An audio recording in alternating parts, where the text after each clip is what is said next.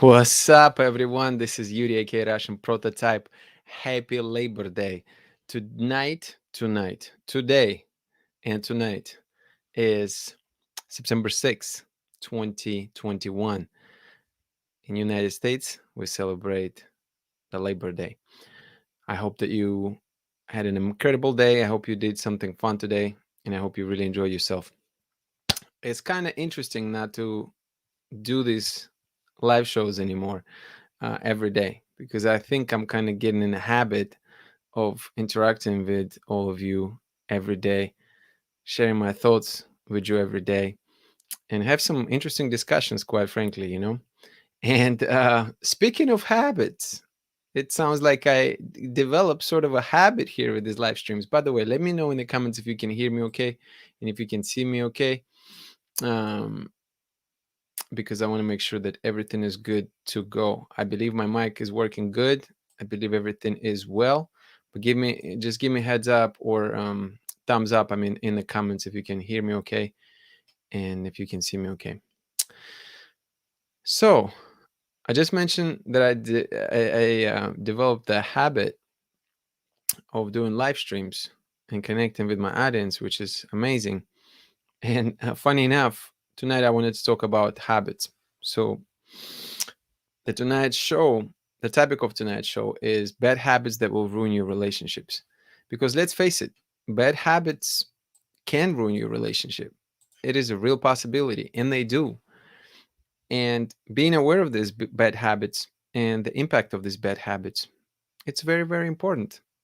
It's important in order to be able to prevent them, and then it's also important. I mean, for the sake of the awareness, for the sake of being able to recognize what some of the things that you as a person maybe not doing as well, or some of the bad habits that you possess, and how to move forward with that. Because I think a lot of times we don't look internally, right? We just kind of point fingers. Hey, like, you did this, you did that. We're not pointing thumbs a whole lot, or at least I think we could be doing more of that.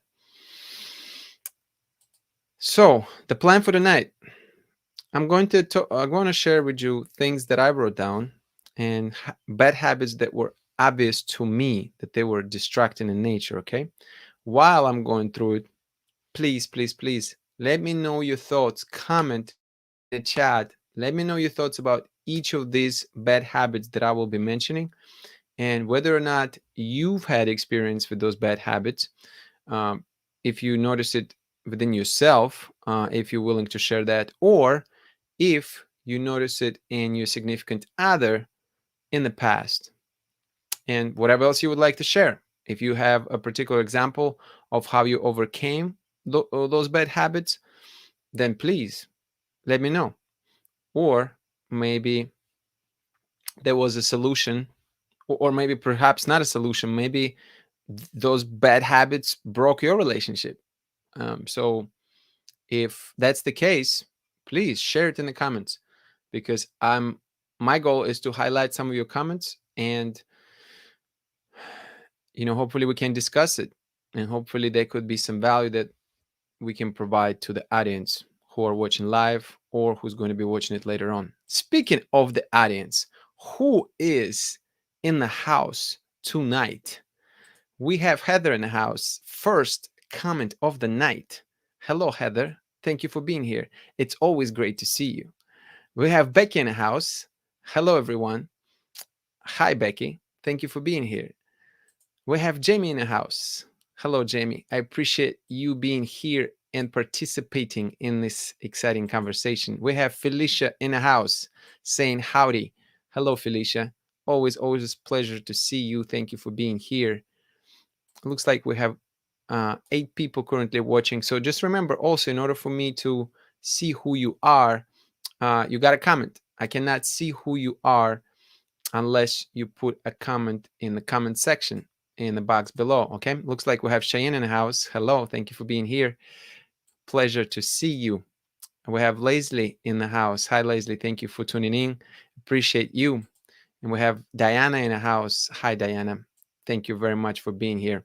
What an awesome group of people. Let's go ahead and jump in. Okay. Remember, in order to make this as good as it possibly can be, let's go ahead and share and have a discussion.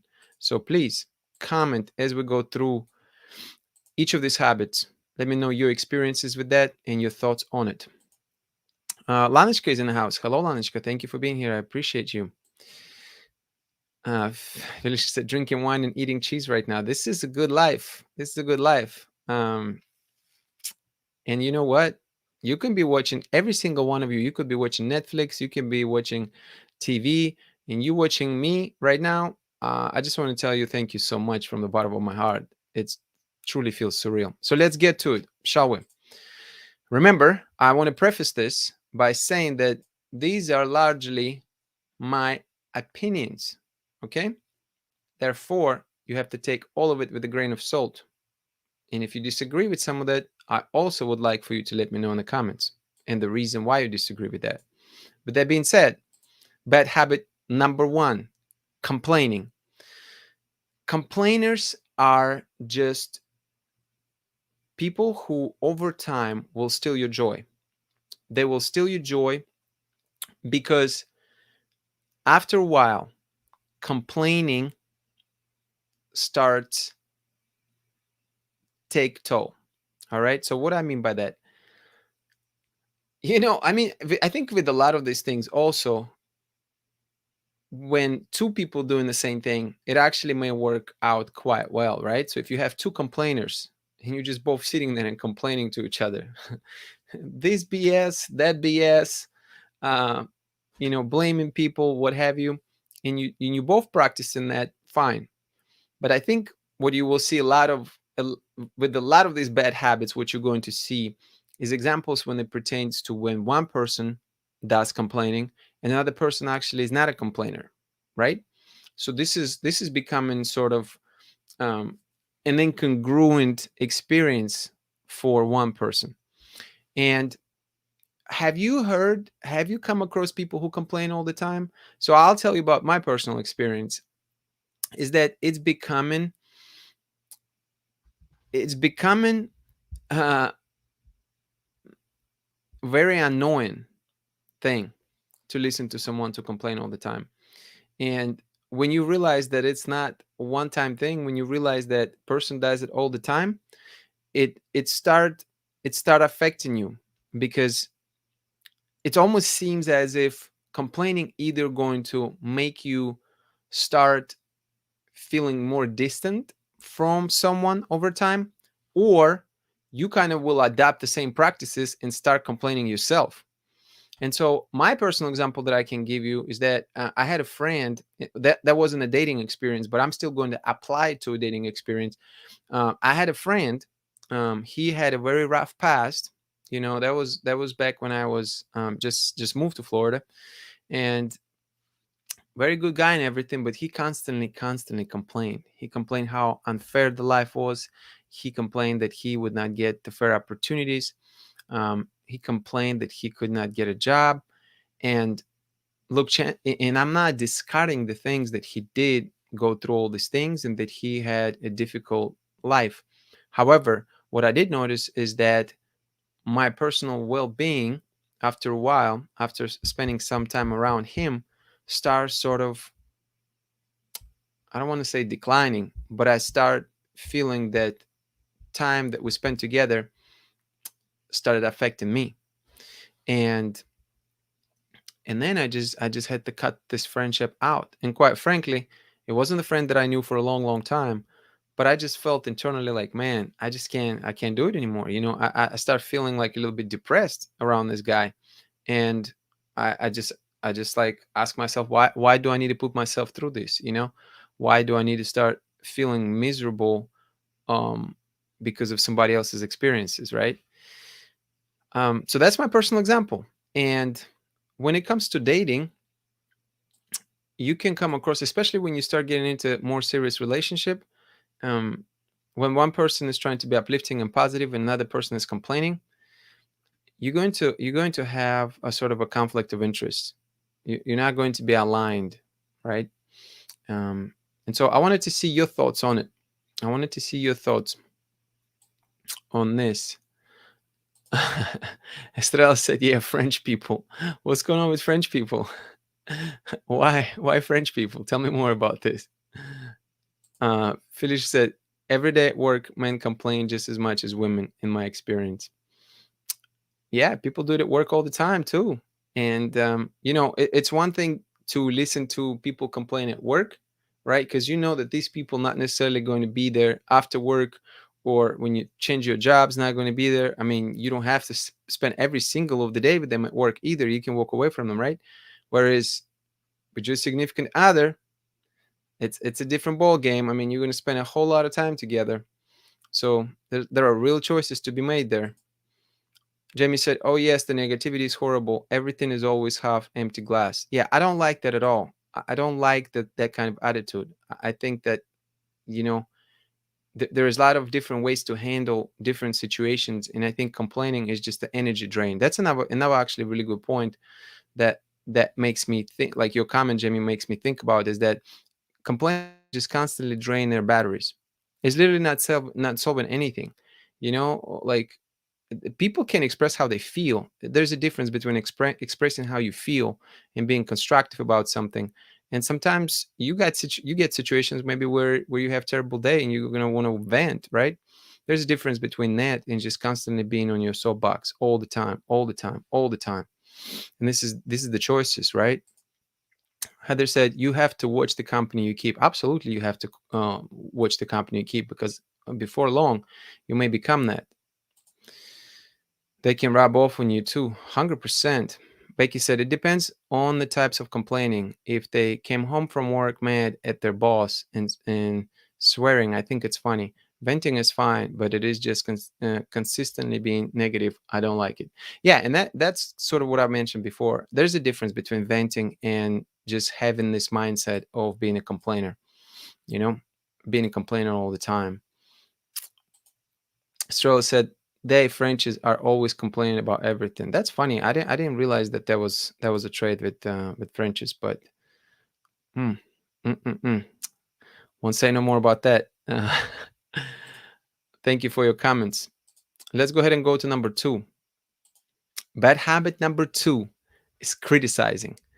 Lord or Lord, um, those individuals who always criticize, they always will find something to criticize you for.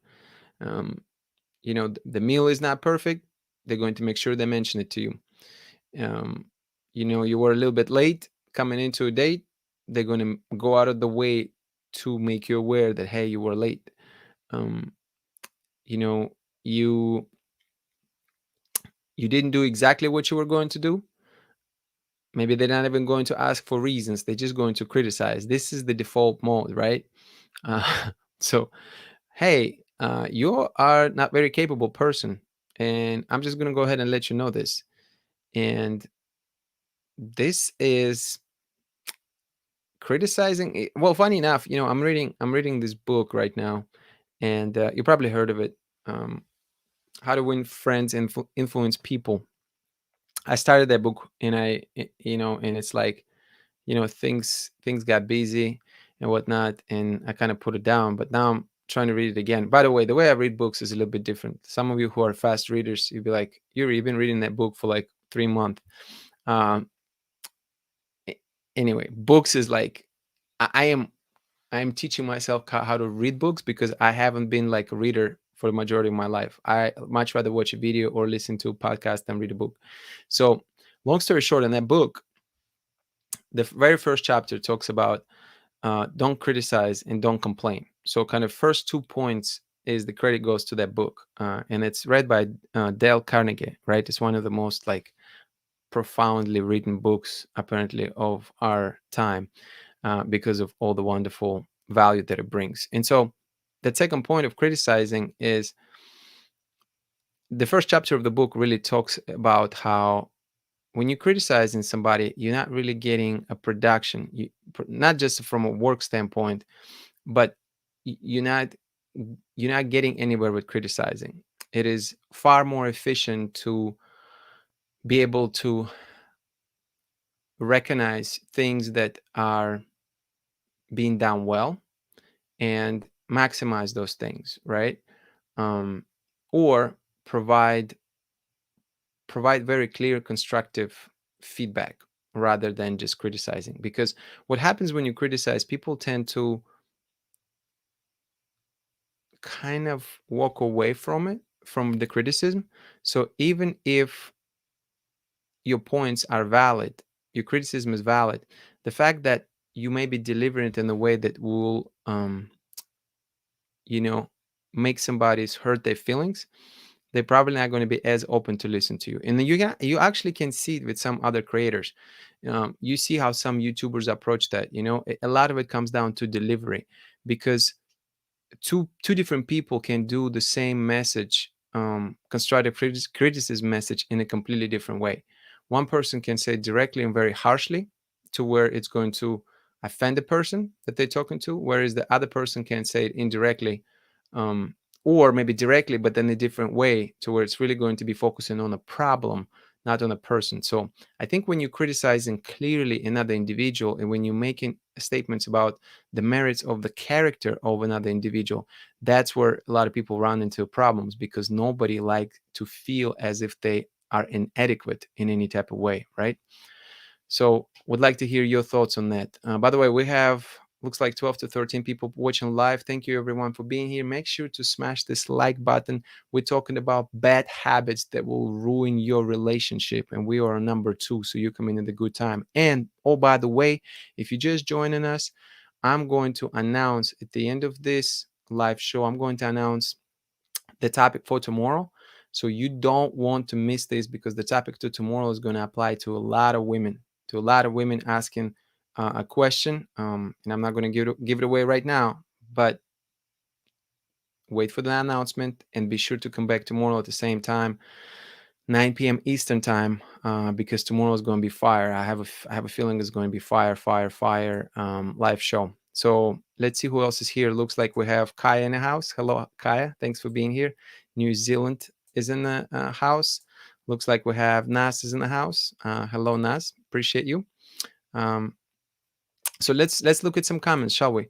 When it comes to criticism, I absolutely hate criticism unless I ask for feedback. The only time I think criticism was justified was when I got yelled at for doing something that wasn't safe. Thank you for that. I appreciate that comment. I don't like criticism either, and it could be offensive in nature. So even though person might have good intentions, depending on delivery, I truly believe it could be offensive to a lot of people, and then people shut down. So once you cross that line, once you offended somebody, once you make the person feel like, they dislike this conversation, it's really hard to recover from there. It's really hard to go back and make the other person to listen to you. Felicia, all I hear is criticize, criticize, criticize. From now on, don't ask me or mine for nothing. Quote from Django. Nice, nice. That movie was pretty fire too, Django. That's a good quote. That sums up a lot of the things that already been said. Nas said, "They say to always say positive of a negative. None like to be criticized." So I think you're referring to like a positive sandwich, where people would say one good thing. Hey, you've been doing a good job, right? By the way, this could be better, right? But continue to do a good job. You got it, right? So this is an interesting one, because a lot of it also comes down, like, when you sugarcoat. I'm curious about this. This seems to be like too. This could be a way where people can lose the main point, right? So if you're going to give them 2 positive points and 1 negative point, they're going to be like, okay, so I'm doing everything well, right? I think far more effective way, say, hey, this is what I noticed. This is what I think is not the best thing to do. This is what kind of impact it can have. And, you know, maybe potentially ask, hey, is it something that you've seen be able to make adjustments for it. So I think if you're coming from a place of I noticed it, right, versus saying you such and such, right? When you talk about what you notice and how you feel, you talk about your experiences, and um nobody can what's the word I'm looking for? Goodness. Like, somebody can argue with your experiences, but it's invalid because it's not their experiences, it's yours. So your experiences, you can talk about your experiences in the way how you really feel about your experiences. It's okay. It's okay to criticize, but in a constructive way, not only with the aim of hurting. Yes, indeed. Jamie said, my ex never had anything or anyone he couldn't find fault with except himself. Yeah, this is this is pretty exhausting process. It's exhausting thing to go through when somebody continues to criticize other people all the time. I tolerate constructive criticism, um, but if you are being negative about it, then it's an issue. I think I got a like from you on my Instagram. Whoops. That's awesome. My former coworker criticized everyone's way of doing their job, including me. I resented her by the time we stopped working together. Yeah. Yep. People don't appreciate that. People do not appreciate that at all. Jamie said, when I managed people and I had to give a criticism, I always lead with the things they were doing right. First, it made it easier to hear the things that needed to be improved. Yeah, I noticed it's been like it's kind of a common practice in a lot of places. People tend to do that. I think Kaya was first. I use, hey, I noticed this and I do this. Just thought it might make things easier. Let me know if it works for you. Yeah. Like, this is good. When you say I notice, again, it just creates, you putting that experience on you. That's what your experience is. So it shouldn't, it should open up the door for a constructive conversation. The sandwich criticism is a management technique. Compliment, put them at ease. Criticize, compliment, make them feel better before leaving the office. Sandwich manipulation. I'm not a fan of manipulation. Yeah, and I also think it's like I've never heard this such a thing in Russia, and I know we're comparing apple to oranges. It's completely different thing in Russia altogether. But uh, sometimes it's too much sugarcoat, right? So like, if you are too much on this end of the spectrum versus this end of the spectrum, right? If you criticizing too much versus if you sugarcoat it too much, I think either one is not really um, constructive. I mean, I think you're coming from a place of honesty, but also from a place of respect and transparency, and communicate your message, and then saying with how you feel, not who they are, but how you feel, why you feel like this, what is the impact of the behavior, and then asking questions, right? So give the opportunity to another person to respond, not just blame and then walk away. Love it, love it, love it, love it. All right. Habit, bad habit. The bad habit number 3 is nagging. And nagging is different from criticizing, because when we criticize someone, it could be actually legitimate, right? Criticizing could happen because you did something wrong, whereas nagging, uh, it seemed to be a different thing altogether. Nagging is just continuing behavior, repetitive behavior towards somebody, making them feel inadequate, belittling them consistently, finding something to shove in their face, so to speak. And nagging is one of the, like, it seemed to be like sort of innocent because you're just talking to another person. But I think this one is very impactful because it's draining. It's very draining. And it could be humiliating. It could be humiliating depending on how it's done, depending on the frequency of it, depending on the intent of it, depending on the environment of where people are. And I just know I've had experiences in my personal life with nagging, and I certainly have seen people who went through relationships where their significant other was nagging at them. And let me tell you, this becomes a big problem over time. It grows, it grows bigger, and I also think it's one of those things to where you just can't come back from. You just can't, because it comes a time where things will be said to you by your significant other, and you really going to be dumbfounded. You're going to say, "Oh, oh, that's how you feel about me. That's how you feel about me, right?" Um, and the question will become, where do you go? Where do we go from here? Where do we go from here? Do you think that I am consistently not doing something right?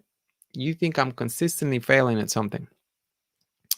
You have a reason to consistently tell me how awful I am.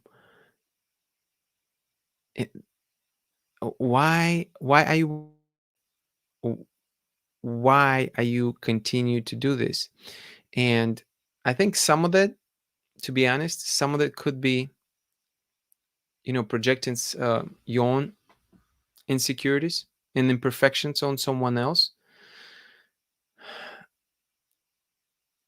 Some of that could be just low self-esteem, low self-esteem. And if you don't think that you could be proficient at something, or if you don't believe that you deserve good things in life, or in a particular situation, then I think it's easier to take it out on another person and kind of allow another person to bleed your blood, if you will, right? Because it's almost like when you nagged at someone. I'm just guessing here. Look, I'm not psychologist. I'm just guessing here, but it seems to me that if you can take it out on somebody else and make them feel bad, then maybe you don't feel as bad, right? Because you nag at them, and maybe you forget about your own pain in the meantime. And that's just my guess. That's just my guess. But I really don't know. I really don't know why people would do that to, allegedly, to a person that they care about. Allegedly, to a person that they care about. All right. Let's see some comments. Let's see some comments. People who constantly nag all the time have very low self-esteem, in my opinion. I think it's part of a problem. I really do.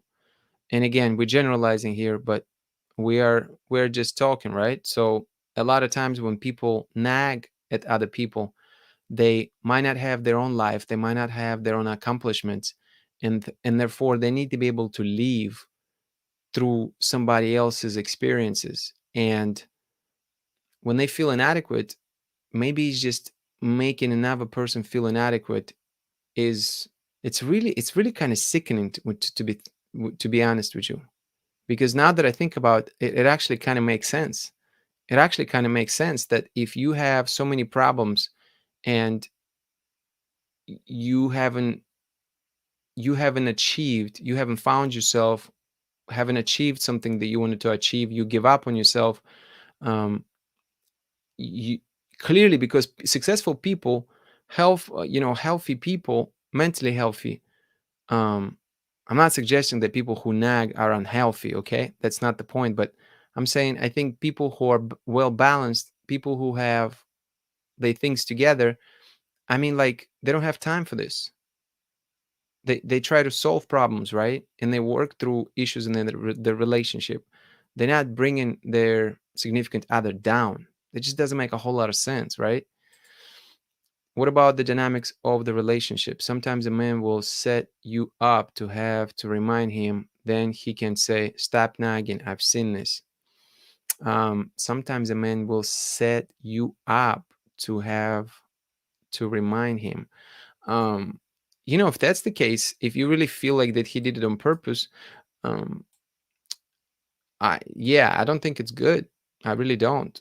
I think that a lot of men are frustrated with women for the fact that um, women will do something different as well.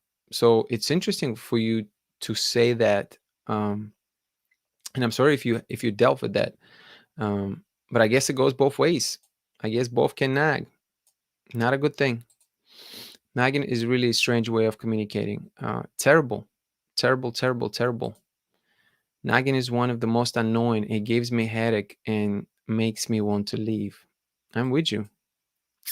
And I did leave. I actually left a relationship largely because of nagging. So I very much talk from experience. It was not a good one.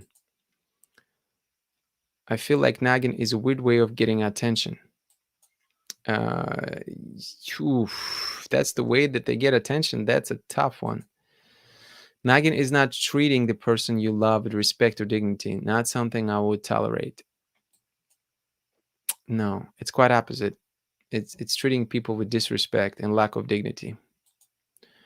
I think this also plays into listening. If you have to ask your partner 10 times to help you with something, is that nagging, or are you asking and not receiving? Um, so this is a good question. If if you have to ask your partner 10 times to help you with something, I think nagging is a little bit different, right? I think nagging is when it's not even so much to me about a question. I think it's more about statements for me personally. I know we're talking about these are technical things, right? Um, but if you ask somebody to do something so many times, I mean, like, I would at that point, I would be questioning different things. Is like, you know, what are they doing in the moment? Are they distracted right now? They can help you. Are they present right now? Like, do they understand that you actually need help? Do they respect you? Maybe it's another big question. Do they respect you? Do they think that that's unnecessary? Right? Do they think that that's something that you know you can do on your own? What is it like? There could be so many different things in this particular question, Jamie. So it's kind of hard to tell with certainty, right? Unless you're just in the situation. But I think the dynamic of the interaction is so different between various couple to couple, because it seems to me that some couples are just cool. They communicate so well, and they understand like when things important for each other, right? So like sometimes I actually heard there will be trigger words. So I heard that some couples will literally do this when one person says, "Hey, that's important to me." So when they hear that, "Hey, that's important to me," that means like, "Hey, I really need you to step up right now," or "I need your help," or "I need you to listen to me," right? So it makes sense to me that maybe there could be a deal made to where there's a trigger word that you can use with your partner, to where if you say maybe "it's important to me," your partner stops in his tracks, and then your partner really listens to you. However, I think with that, the drawback is that if you're going to use that, you can't always be saying "that's important to me," because if you're saying "it's important to me" all the time, then clearly that thing loses its importance very quickly, right? So those things would need to be reserved for things that are truly important, right? um, because I think also another thing is, I mean, people get comfortable with each other. You're probably never going to get like, I don't want to say never, but I think it's going to be harder to get this perfect relationship with perfect communication. um, Always be able to um, have responses the way you imagined them before, right? So I think it's just a matter of work, continuous work, and people really, understanding how each person communicates. I dealt with that when he said to remind him of something, and I did as he asked. He said, "Stop nagging." So guess who never accepted the remind me request again? Yeah, that one is odd one. That is odd one. If he told you, if he asked you to reminded him, and then you reminded him, and he accused you of nagging, that's a weird one. He didn't respect me. There's a reason we divorced. I would ask clearly for help. He wasn't doing anything. He just didn't want to, but it was always later. I will do it later. Yeah, I mean, I'm sorry. I'm sorry about the situation. I mean, divorce is tough, so I'm sorry to hear it. Um, i- if obviously there was an issue, you know, based on what you're saying, even right here was an issue. Um, so maybe it's a good lesson for people to reiterate, is like, what's this communication should be, um how people got to interact in order for one person to understand when something is truly important for another person. So this could be a good point. I just think it comes down to reaching a mutual agreement.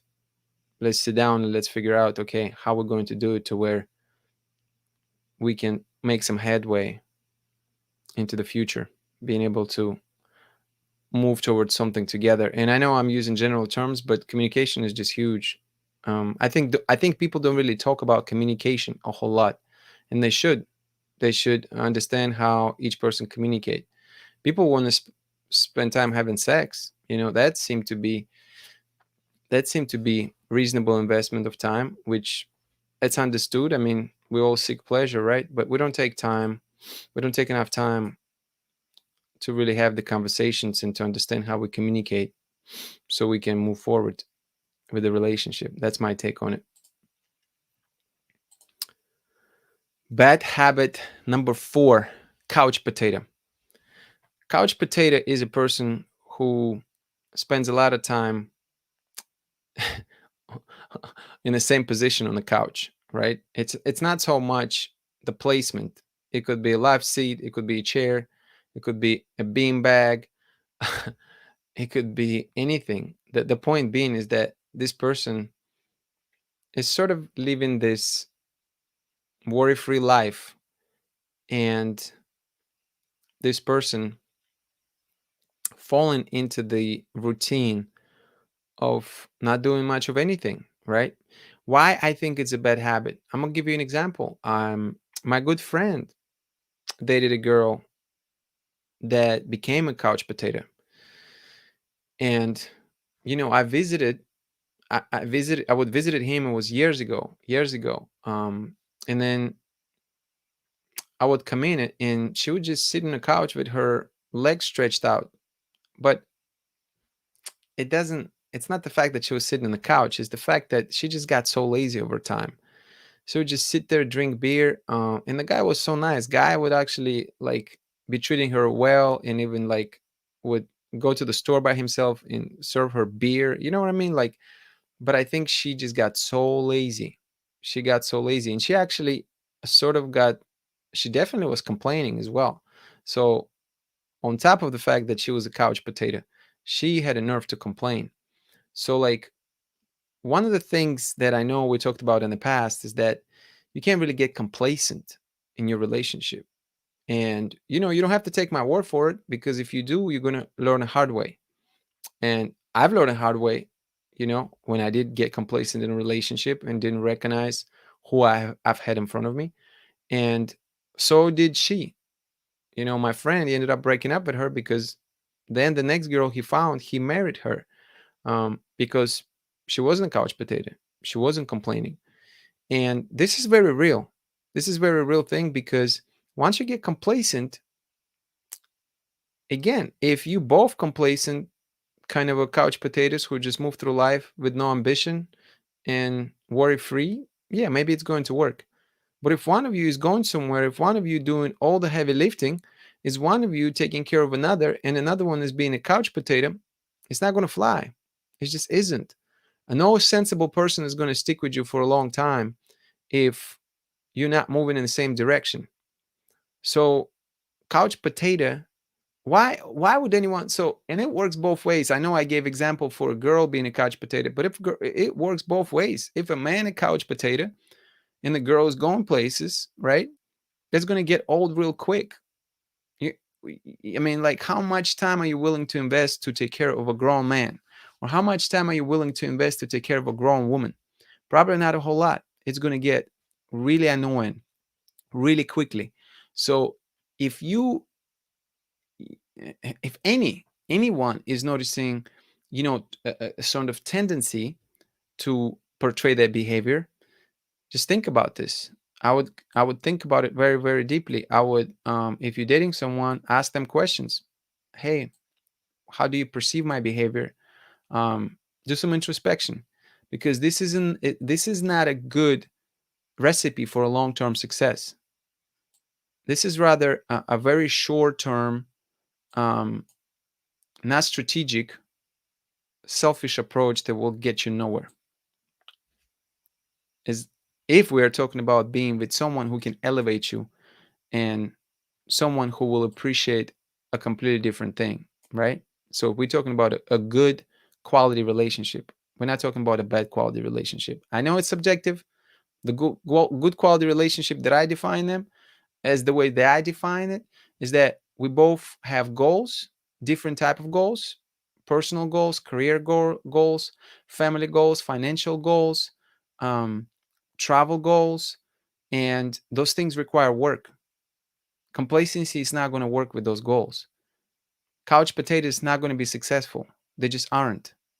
And let's call it as it is. So, you know, if you want, if any of those things that I mentioned to you resonate with you, meaning career goals, family goals, travel goals, experience goals, anything like that, personal goals, um, then beware of couch potatoes, because you can't move too far with the bags of potatoes. In this case, one big potato was sitting on your couch. Goodness gracious. Hand down the pants and everything. Hand down the pants and everything. I don't even know what to comment on this, but it sounds really cool. Was it pertaining to the sexual comment or something else? I'm going to have to rewatch this one. Why? What happened? Why? Are you just joining? My friends, let's go ahead and go to the next point. Thank you for being here and for commenting. Bad habit number 5, eating habits. It comes down to your personal health, right? That's number 1.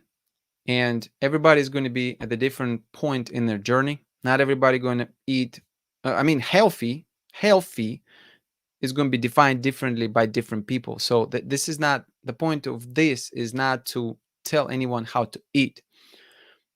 The point of this is define what the good eating habit for you, but also be honest. Don't come to me and say I can eat junk food all day, and there is a physiological outcomes, right?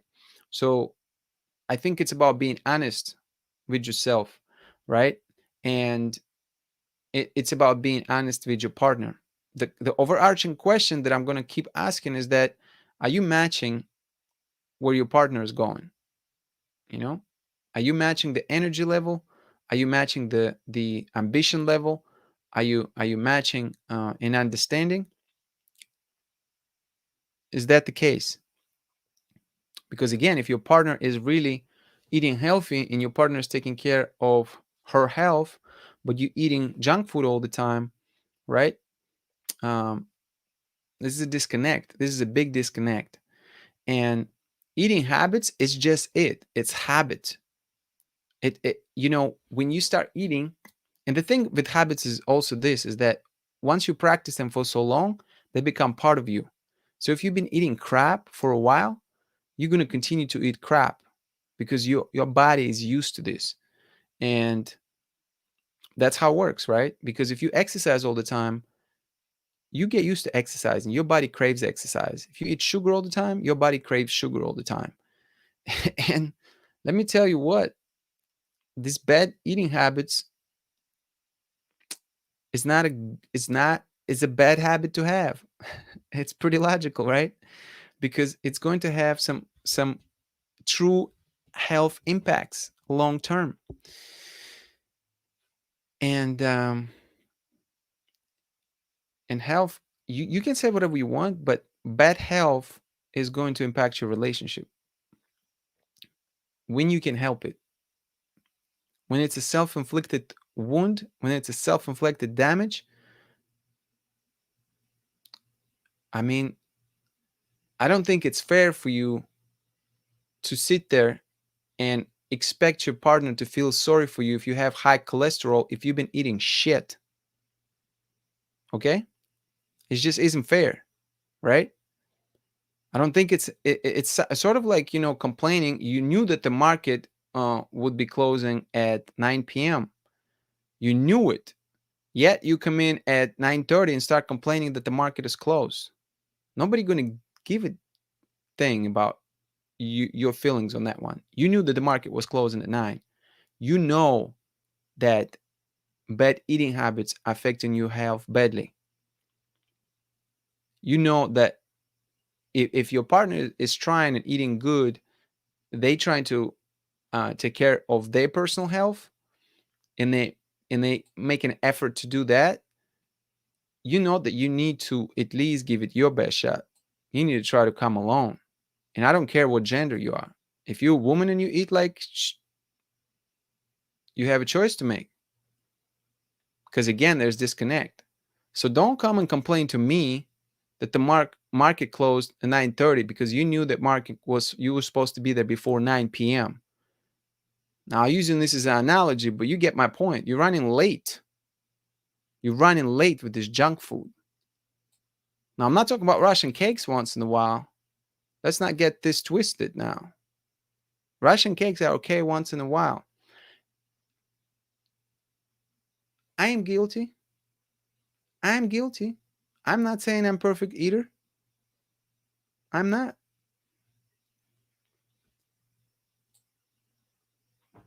So understand. Understand whether or not you're running late to the marketplace. All right? It's about your health. If you cannot take care of your health, I mean, what else does matter? How are you going to have a good relationship if you can't take care of your health? Rest closed. Case closed. Amazing. It's amazing. I can think of a situation I've been through with the problem. Oh, it's still, we're going to move on from couch potatoes just to make sure we keep it. I appreciate it, Becky. We're just going to keep it on this point. I'm on a cut currently, so yogurt, Gerber baby cereal, rice, and blueberries, grilled shrimp, and cauliflower is what I was on today. Nice. That sounds like a good combo. I believe it's 30 days to create a new habit. Yeah, I think it might even be 21. 21 to 30. It sounds like that would be the time frame. Building a future together, not existing alongside another person. Heck yeah. Building. Building. I love that word that you use, Kaya. Building. When you build anything, what does it require? It requires resources. It requires work. It requires effort. You can't build nothing just by sitting on the couch or by eating crappy food. You can't build nothing. Have you seen any houses built that was built with shitty materials? Why are we putting shitty food in our body? Can't build nothing with shitty food. Having different eating habits don't bother me. In a relationship, usually cook two different meals because I'm the one with food allergies and restrictions. I cook them what they want to eat. Hey, Becky, man will love you. Let me tell you something. Men love a woman who can cook. And ladies, you may be mad at that, but it's not just about something to eat, ladies. It's not what it's about. Okay? We can buy good food somewhere. That's not what it's about. It's the understand the culture of a man too. I'm speaking from my Russian perspective, coming from Russia, being born and raised there, okay? But there is certain feeling that you get that you feel, feeling that you feel when your woman cooks. It's a feeling of home. It's a feeling of nurturing. And I'm not going to say that every man's going to feel that. No, I'm speaking for myself. But I'm telling you that I'm telling you, especially if you're talking about Eastern Europeans, some of us Russians, Ukrainians, Romanians, Hungarians, I'm sure a lot of other countries over there in that region, it's going to be appreciated because that's how a lot of our mothers and grandmothers raised us. 1,250 calories per day in weight training 5 out of 7 days. Hey, you're doing it. Um, what is, I'll be curious. You don't have to respond, but I'll be curious how many calories you need to in you need to have a day in order for you to achieve your fitness goal. That's now a really really important point here, right? So if you working out and if you striving for a particular fitness goal, then the numbers really matter, right? So you got to be specific. That's why what's it's so difficult to do that. It's difficult. It requires a lot of work. It requires a lot of work. It looks like we have 17 folks watching. Appreciate everyone. Make sure to smash this like button. We are talking about bad habits that will ruin your relationships. Very important stuff here, okay? Appreciate you are jumping on. DM said 40 days in the yogic tradition to develop a habit. You were talking? Mm. If a man had to eat what I eat, they would think they were in hell. Oh no, I'm sorry to hear that. Does HelloFresh count? What is HelloFresh? Is one of the services who bring food? I have not dealt with them. Not sure. You can tell me. I have to make my weight class for competition in November. Nice. That's awesome. Yeah, you're working hard towards that. That's going to be good.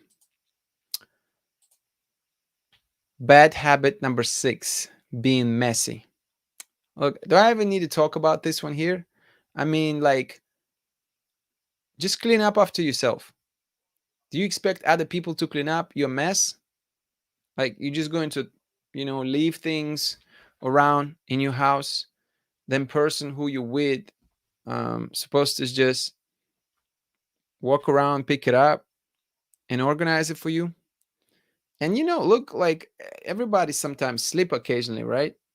Everybody makes those mistakes. Nobody's perfect. But we're not talking about occasional things. We're talking about repetitive things. We're talking about real habits. Messy people, I'm not, I'll be completely honest. Like, I deem myself, I'm definitely not like clean freak, right?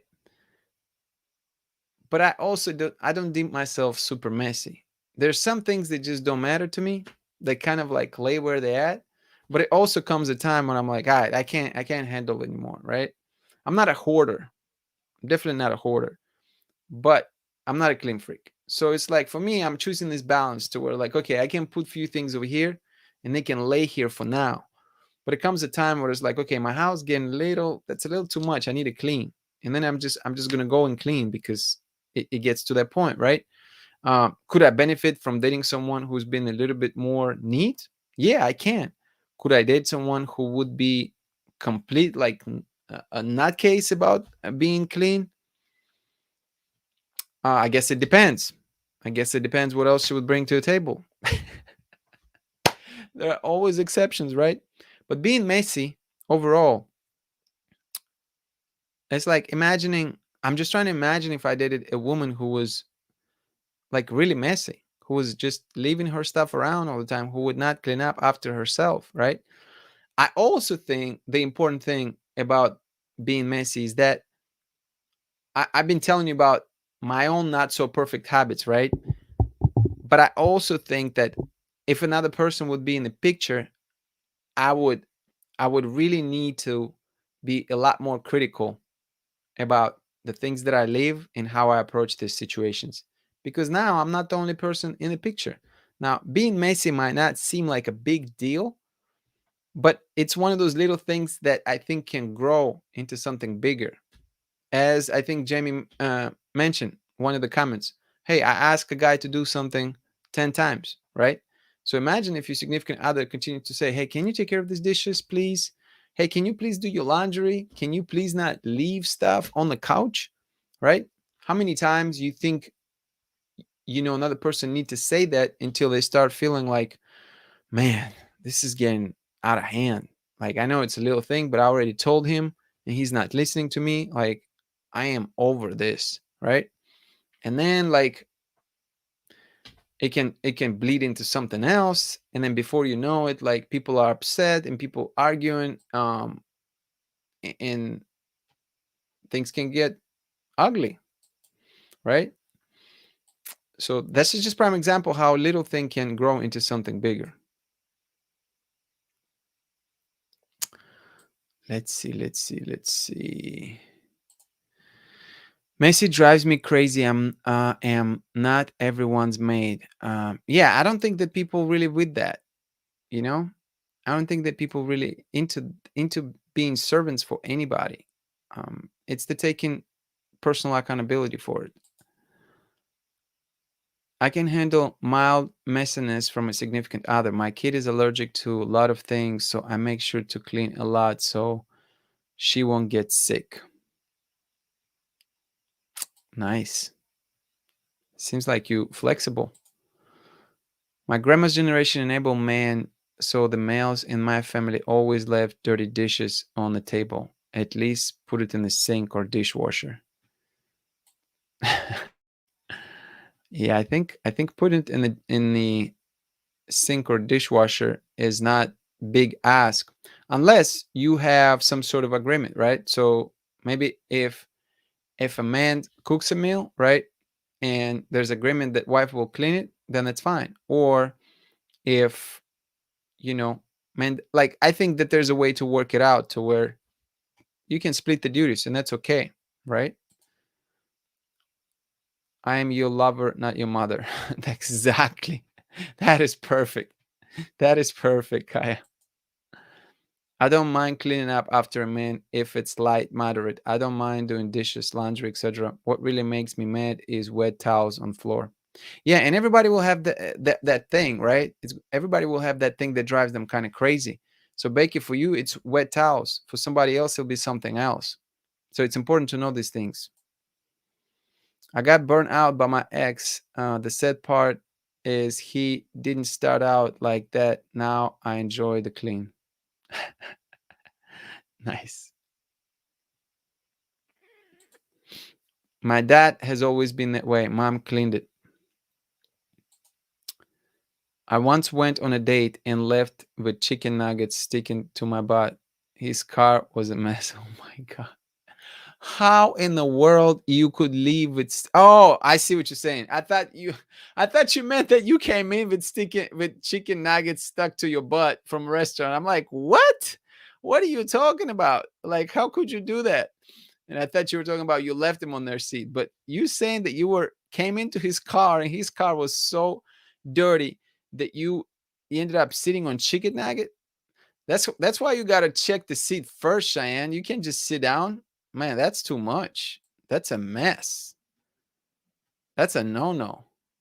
I mean, because that dude also didn't take time to clean. What? No, that dude. No, no, hell no.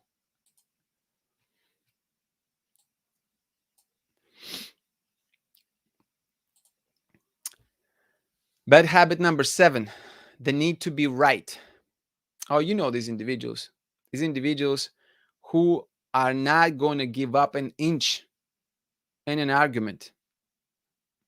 I'm not even talking about conversation. It's not a conversation. It just turns into argument because they need to always have an upper hand. That's no other way with them. That is the only way. And you know who these people are. And that's a terrible habit to have because, all this stuff, all that stuff that you're doing, the fact that you consistently need to be right is going to catch up with you. It's going to catch up with you. It's going to come a time when, well, let me back up. You might be dating a person who is going to be complete pushover, right? There are people out there like that. So there are no absolutes, right?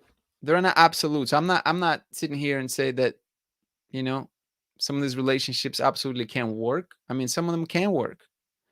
But quite frankly, we still can acknowledge what is a good habit versus a bad habit.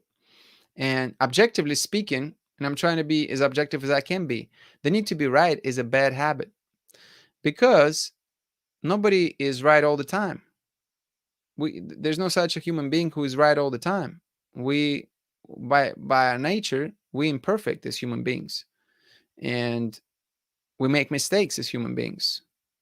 And sometimes unintentionally make mistakes. And hopefully that's the only mistake you make in your relationship, an intentional mistake, right? Because if you do an intentional mistake, or if you're just trying to prove somebody wrong on purpose, right? Unless it's some sort of fun interaction, fun experience, then you know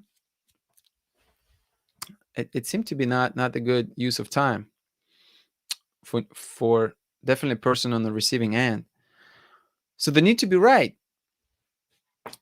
is also it's kind of an overpowering thing.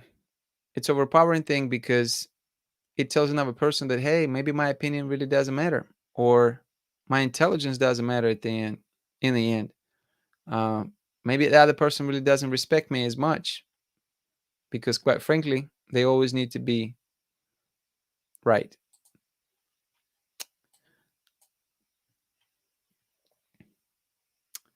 Let's see. I find it interesting that most of these bad habits are the same as the signs of a narcissistic personality. Hmm. Interesting point. Interesting point. Let me Google it real quick because I want to comment on that. I want to comment on this, but I want to make sure I'm politically correct. Let's see.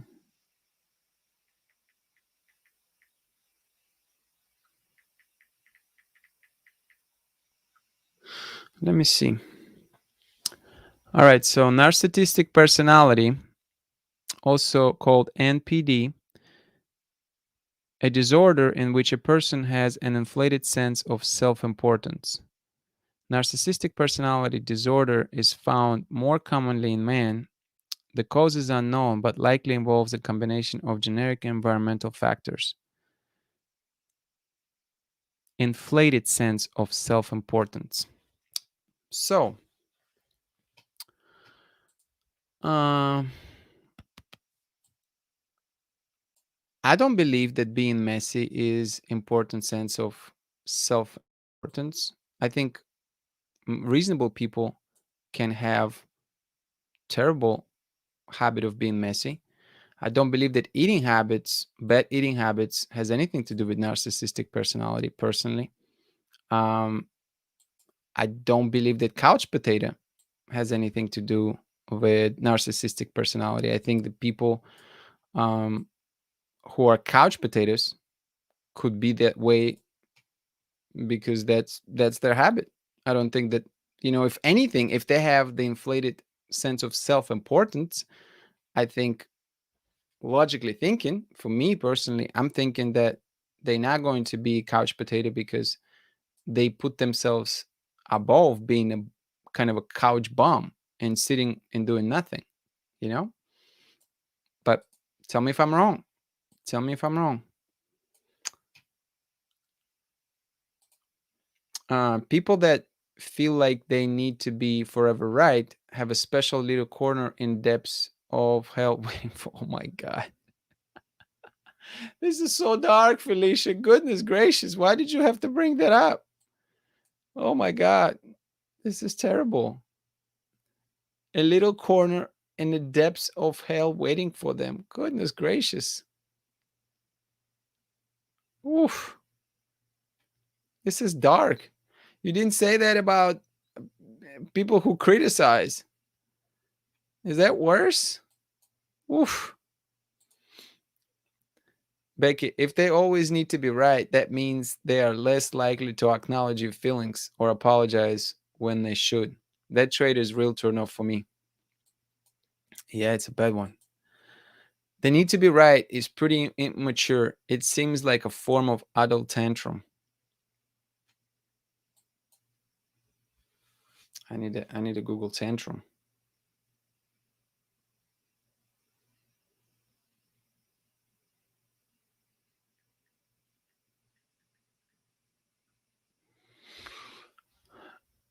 An uncontrolled outburst of anger and frustration, typically in a young child. Burst of anger and frustration. Hmm.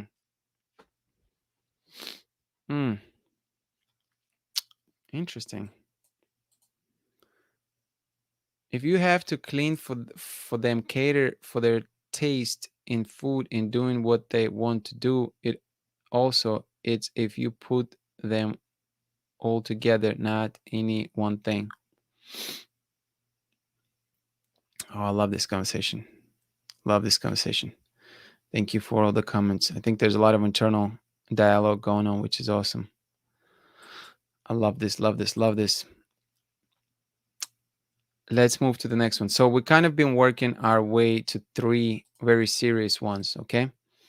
We went through, I'm not saying that these were not serious. So far we talked about complaining, we talked about criticizing, we talked about nagging, talked about being a couch potato, talked about bad eating habits, being messy, and the need to be right. The next three habits I think going to be, I would say, a little bit more, I don't want to say more serious, but maybe more impactful in some ways, right? Bad habit number 8, smoking and drinking. Yet again, I'm going to say that if you have two people who love to smoke, I'm talking about smoking cigarettes right now. So if you have two smokers in the house and they're both just hanging out and smoking, this could be a good marriage, could be a happy marriage. If you have two drunks who are constantly drinking together, could be a happy union. You know, people on the same wavelength, right? However, yet again, if you have one person who is drinking excessively, I'm not talking about social drinking, we're talking about excessive drinking, right? Like being an alcoholic potentially, right? And another person is being a social drinker, you have a big problem. It's been a big problem in the 90s in Russia. I've seen families where fathers were alcoholics. It is not a pretty sign. It is not a pretty sign. It's a very scary thing sometimes because the man will come in, um, and you know potentially will harass, um, hopefully verbally, not physically, but of course people experience both cases, and it's a dysfunctional family. It's a dysfunctional family, and it's hard to see, and especially hard to deal with when you're a kid and you don't know anything else. It ends up affecting you. It is not. It is bad in so many different ways for children in that family. And then smoking. I mean, smoking is just you get all kinds of stuff like a second hand smoke, right? I talk about some of these things. I have a video, Three Bad Habits of a Russian Man, where I talked about um, smoking, drinking, and cursing, right? So Smoking and drinking is a big thing in Russia. Is a big problem still to this day. And I just think that if you, again, if one partner is smoking and another person is not smoking, then you're affecting the health of a non-smoking partner. So you're not only, you know, damaging your own health, but you're affecting the health of another partner. And that's a problem. That's a real problem here.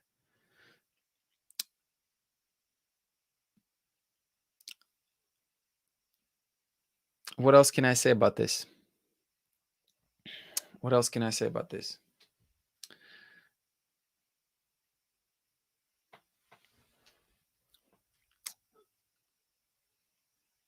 These are these are the issues that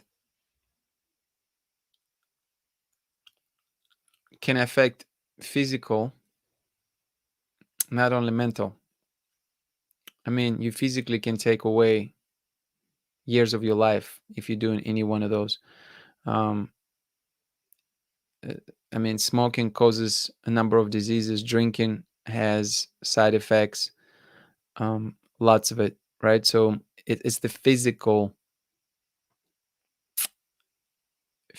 issues that you could be dealing with in a relationship, in addition to all of the psychological impact that comes with it. That's my take on it. Let's see. My favorite musicians, singers smoke. Must be a stress reliever. Otherwise, I don't get the appeal. I could never understand it either. I don't know how smoking can be, a stress reliever, because the nicotine goes into your lungs, right? It fills your lungs and then it comes out. I mean, do you get high from it? Meaning high, like some sort of sense of pleasure? I just don't see how, you know. But it doesn't matter what I see. I mean, people smoke all the time, so it must do something. So people do feel connection with that activity. I mean, it is what it is. Just about everyone I've dated had these habits. The biggest issue was getting them used to smoking outside. The drinking didn't bother me unless they got violent with me. Hmm. Sorry to hear it. My dad was a big smoker until his almost fatal heart attack in '99. Oh no. I'm so Man, that's crazy. Well, I'm glad that he is not now. Both are indicators that the person isn't dealing with life without a crutch. It's easier to face your demons than avoid them.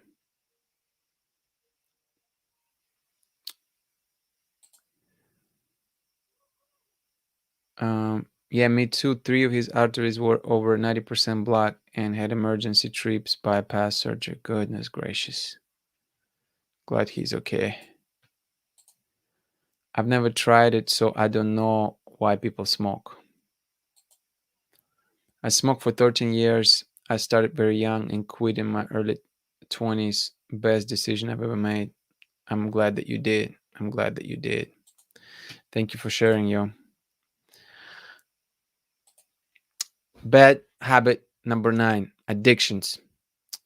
I realize that smoking and drinking could be addiction, but I'm talking about different types of addictions here. Um, Addiction to internet, being online, being on the phone. Maybe phone addiction is a better way to put it. Addiction to shopping all the time.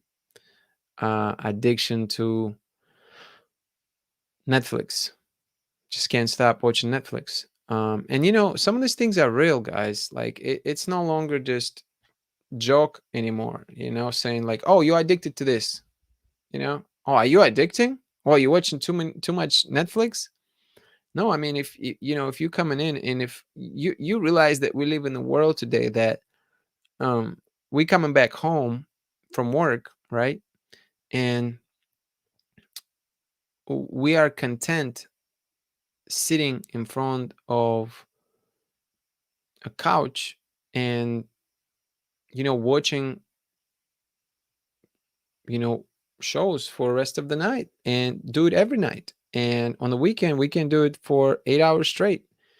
And look, my thing is this: to each their own, right? I can't I- who am I to criticize somebody?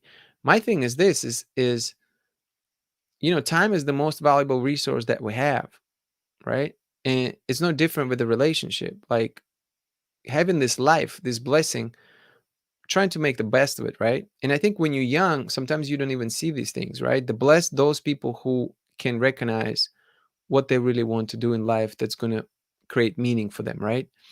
I just believe that when we when we engage in these addicting behaviors, um, we take away from the life, the full life that we can be living. And listen, I've had addicting behaviors. So I'm not speaking from a place of just judgment somebody. I'm speaking from a place of who experienced the addicting behaviors myself.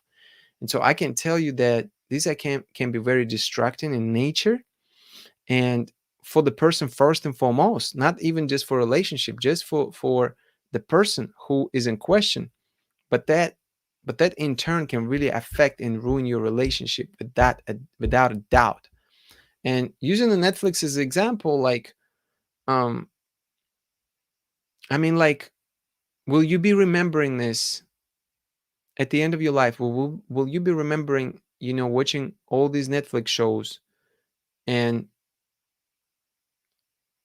and really saying like, hey, these were highlights of my life, you know I'd like to get your take on it, because I really have a hard time seeing that.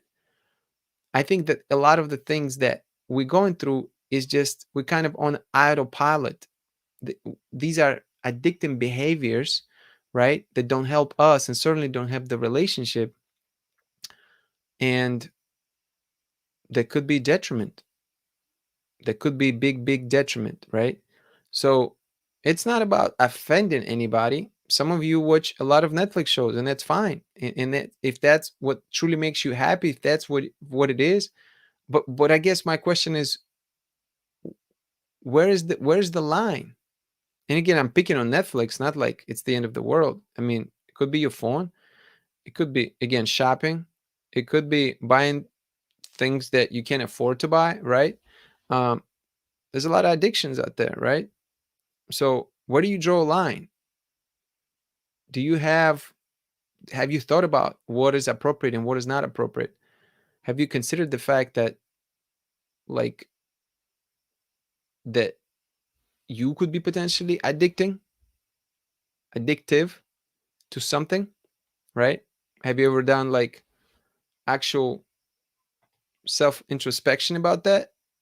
So there's a lot of questions, right? And how all of this is going to impact the relationship. Because isn't it safe to assume, not necessarily safe to assume, but isn't it possible for somebody who addicted to their phones, which a lot of people legitimately are addicted to their phones right now, or people who are addicted to Netflix, right, TV shows, isn't it too far fetched to assume that they could become couch potatoes? Because if we're talking about a real addiction, inability, being dependent on something, right? Inability to balance it, inability to manage it, right? We're talking about the real addiction. Those things can cause significant issues down the line because it alters your behavior, it consumes you. And when it consumes you, it takes over your life. This is who you're becoming. It's going to affect you, but that's going to affect your relationship as well. You're not going to be at your best you know if you are behaving on the autopilot all the time because of this addicting properties or addicting behavior. So these are my thoughts on that. Let me see. It looks like we have a lot of comments coming in on this one. A lot of comments. Felicia said addiction to my Amazon Prime account. Hey, online shopping is a real one. Look, for real, it's a very real thing. I was with someone who had an addiction to pornography, and now a big one, and now a really, really, really big one. I mean, like, it's a real thing today. Sorry to hear you went through that. Didn't see the additional comment. I had an abusive father, so for me it was an escape with friends. Something had to go back then at him. Yeah, sorry to hear that for sure. Thank you for sharing it. Jo, hi fam, hello. Thank you for being here. Hope everyone is having a great week. Yes, you as well. Thank you.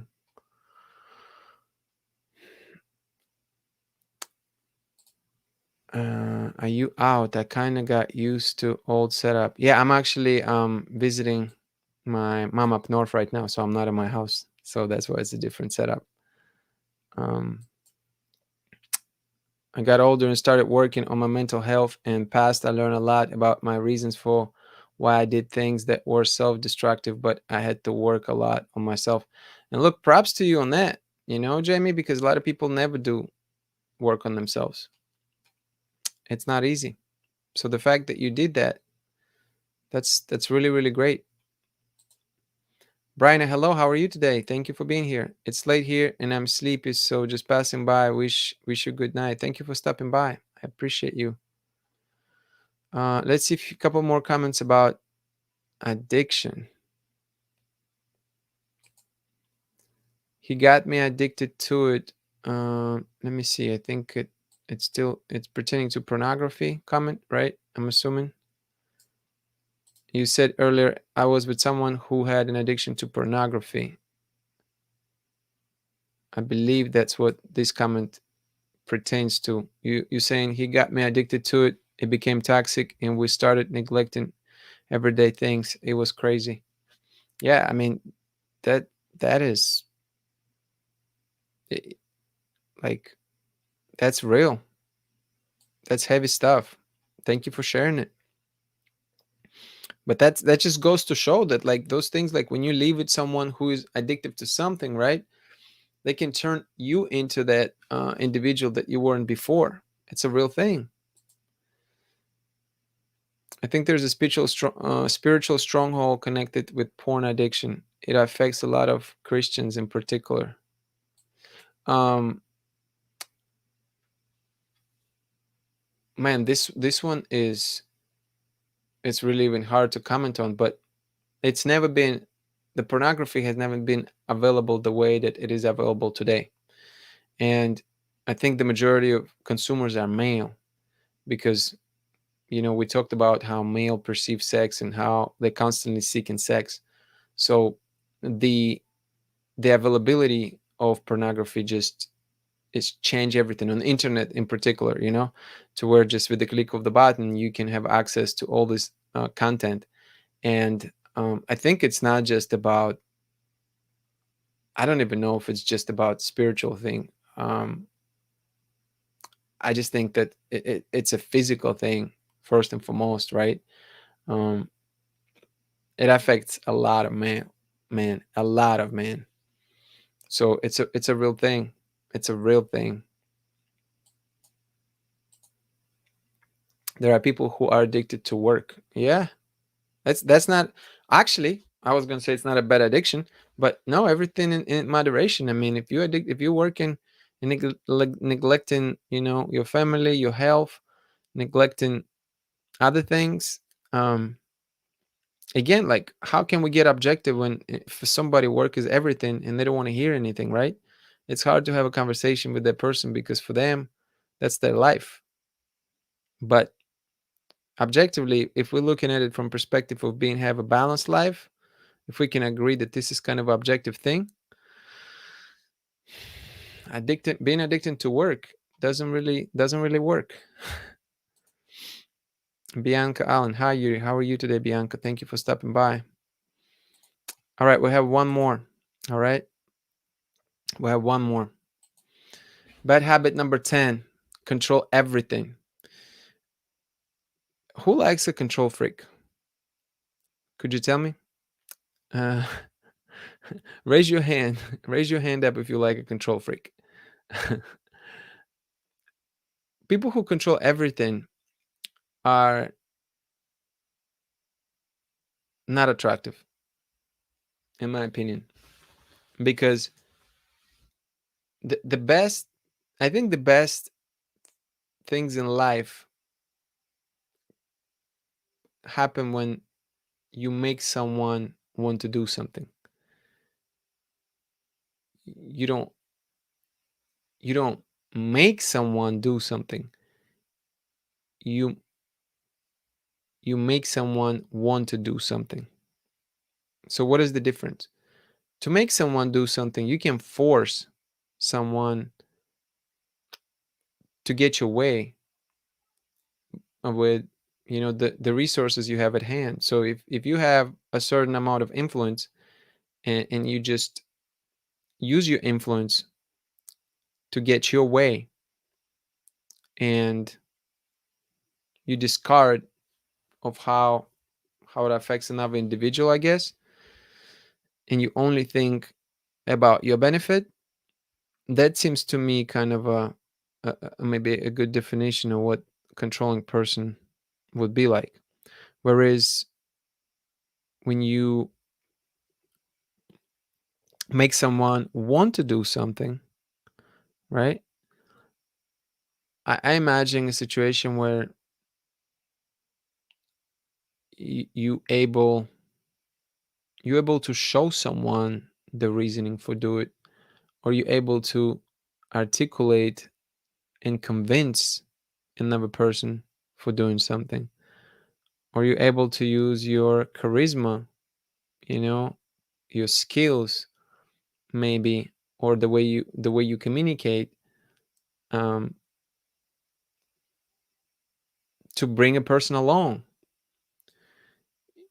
So controlling everything, it when you even say that's kind of a reminiscent of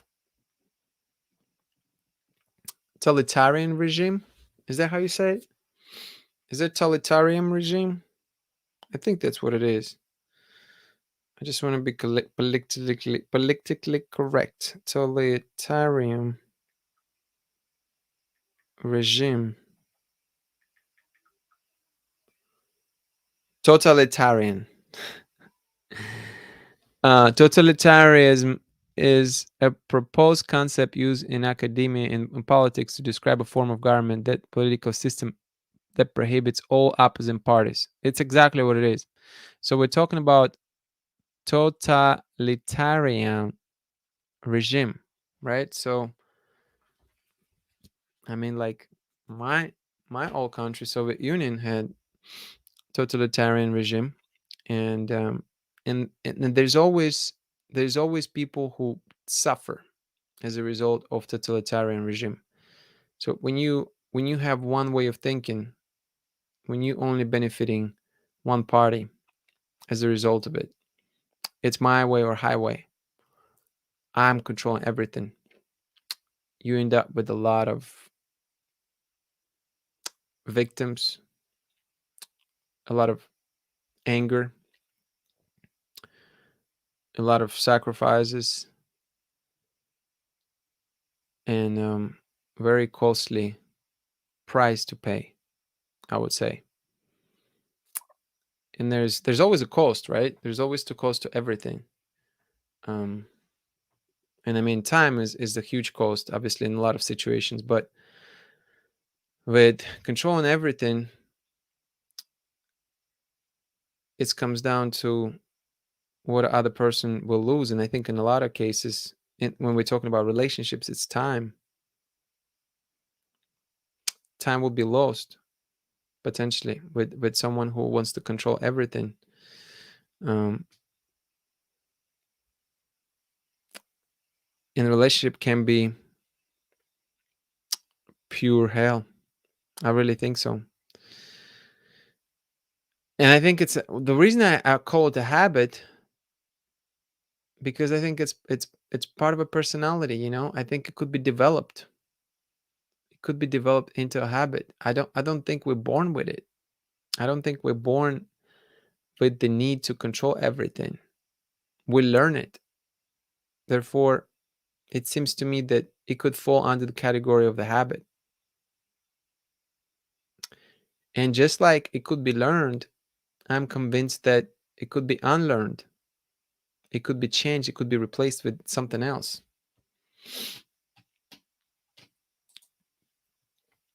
Let's see some comments.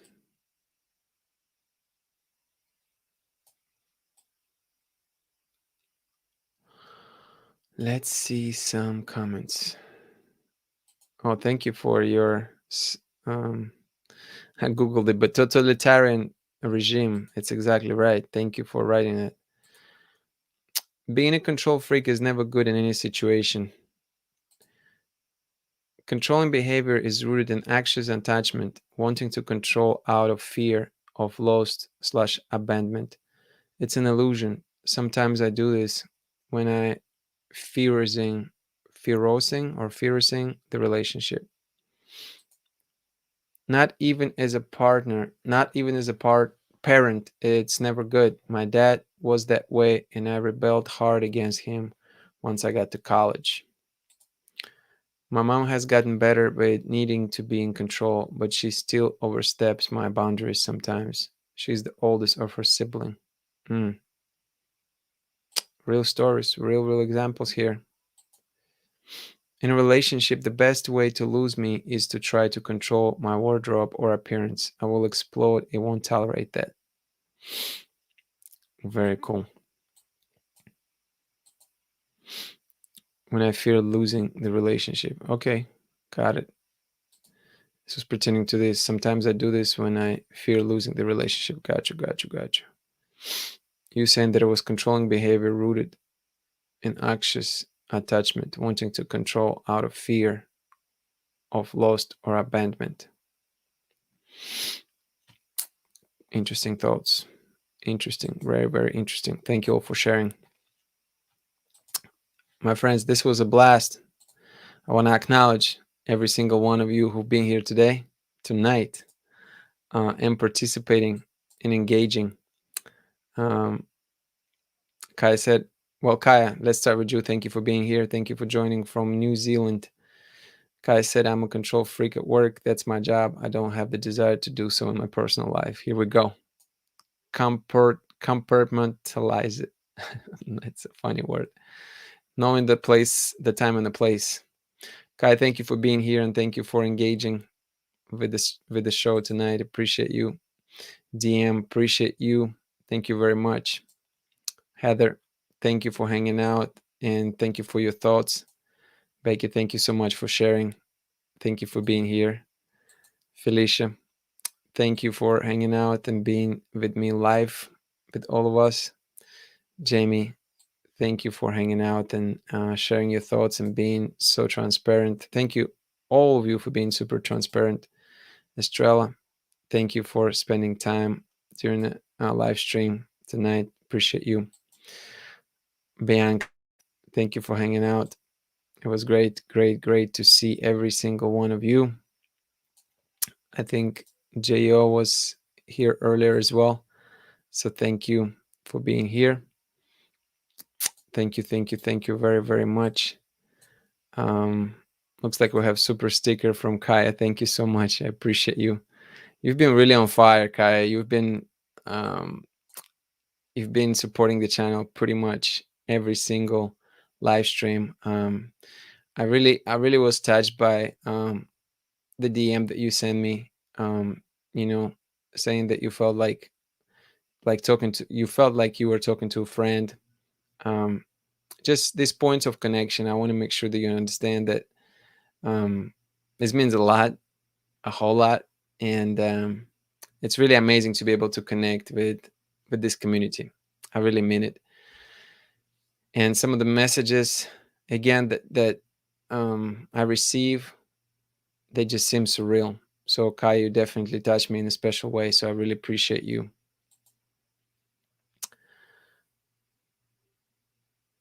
I think that's good for tonight. I think that's good. I think that's a really good time to stop. We don't have to go for. We started later. So I know it's already getting super late over there. Um, we're going to resume tomorrow. Let me know. Actually, yeah, 100%. Okay, 100%. This community is special. It's very, very special. Very, very special. So I want to make a special announcement that I did promise you. Tomorrow, let's go ahead and do it again. I'm going to try to keep it under hour and a half, maybe even try to get down under 1 hour. It's kind of like it, you see, I'm having a hard time doing it because there's always so many things to talk about, and I love engaging with every single one of you. So, but we'll continue to we'll continue to work through it, and we'll see what happens. Okay. Tonight we've covered a lot of ground. We talk about 10 distinct bad habits. 10, not 5, not 6, not 7, not 8, not 9, but 10. 10 bad habits that can ruin your relationship. If you just joining, or if you didn't get the chance to see it, please check it out. The video is going to be up. We had a great conversation. Tomorrow, however, my friends, tomorrow, let's talk about what's going to happen tomorrow. Because tomorrow, I keep saying tomorrow, it's going to be worth it. At 10 p.m. Eastern Time tomorrow, I received quite a few comments today from my community asking essentially what, because I made a point in my last video. If you haven't seen my latest video um, that was dropped today, all right, the latest video that I dropped today, I'm just looking up the title for you so I tell you the exact title. I feel like I've been doing so many things I don't even can recall my own things that I've been doing. But the title of the video, How to Lose a Russian Guy in One Day, is a spin-off of the movie that came out back in beginning of 2000s, How to Lose a Guy in 10 Days. And one of the things that I mentioned during the video was the fact that if you want to lose a Russian guy in one day, just act masculine. And I received quite a few comments asking me, "Hey, what do you mean by masculine?" Right? And that's what we're going to talk about tomorrow. This is going to be the topic of tomorrow's live show. It's going to be what makes women come across as masculine. All right. This is important conversation to have. I know we danced around it a little bit.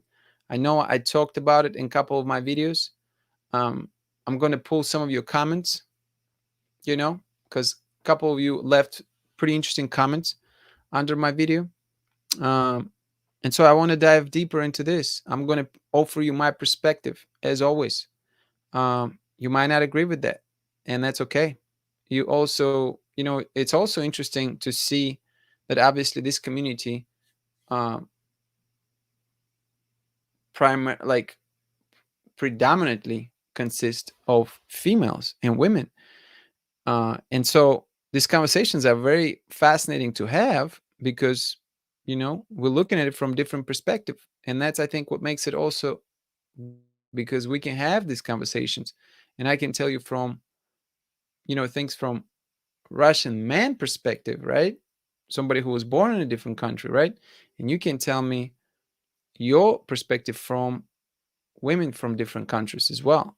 Some of you from United States, some of you from different countries like New Zealand, Brazil, and so on and so forth. So this is great. This is great because this is what it's all about. We're having a dialogue, right? It's not about being right, and sometimes it's about agreeing to disagree, to be completely honest with you. But that's what we're going to talk about tomorrow. And we're going to do it at 10 p.m. Eastern Daylight Time. I'm looking forward to it. Please, I'm going to pull some of the comments that I've had for the video tonight, but please, please, please, if there is some points that you feel about really strongly or that you feel are important to be brought up during the live show, please send it to me tonight, send it to me tomorrow. I want to be able to compile some of the things that would be relevant, that would be valuable for the audience to hear, for the community to hear, and let's talk about it. Because I'm gonna give it to you straight, the way I feel about it. But always remember, I constantly reminded you, this is a one man's opinion. This is one man's opinion. So you got to take it with a grain of salt. All right. And that's it. My friends, with that being said,